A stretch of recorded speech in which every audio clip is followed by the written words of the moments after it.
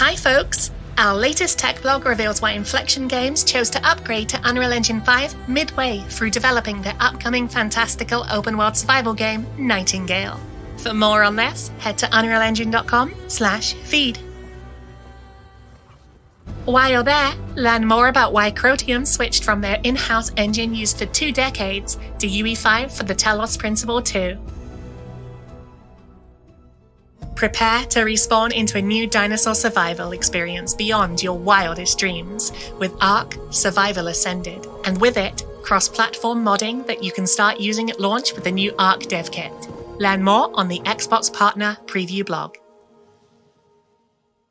Moving over to this week's Community Spotlights. Face off against rivals and demons in a mysterious world. Use dark magic, acquire powerful weapons, and strategize to survive. Unravel the secrets of the Bornless by Cathedral Studios on the Epic Games Store.